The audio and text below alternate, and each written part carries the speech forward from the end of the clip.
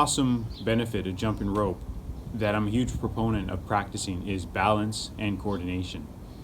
Balance and coordination is extremely important, not only for carrying out everyday tasks, such as, let's say you're carrying groceries from your car, maybe you're in the kitchen, you have to stand up on your tippy toes to grab something, maybe you're holding a child. Balance is really important in those regards. It's also extremely important if you're an athlete. Having good balance in certain sports in particular is really important, but it's also extremely important, particularly as we get older. Falling, breaking bones is one of the leading causes of death. So I often practice balance.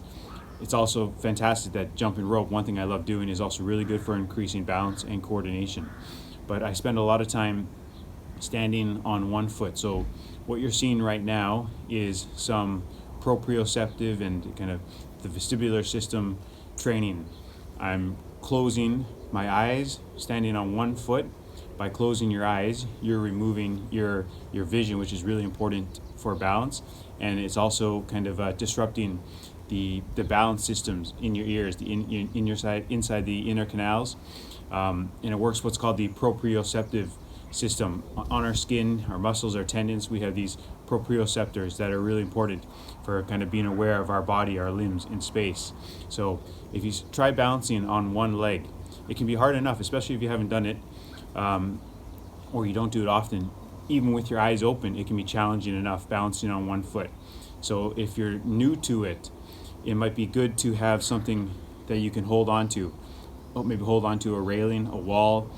Try balancing on one foot while holding on to something. You don't have to hold on too tightly, but just for safety, if you're going to try doing it, it's maybe not a bad idea to hold on to something or have someone next to you with their hands close to you in case you do lose balance. And then if you're more advanced at balancing, you could try doing it with your eyes closed, but safety first. It's extremely challenging. So what I did here, I set my timer for 2 minutes. I did my right foot first. So I was balancing on my right leg, my dominant leg, and then I switched to my second leg. And the idea was to go for 2 minutes.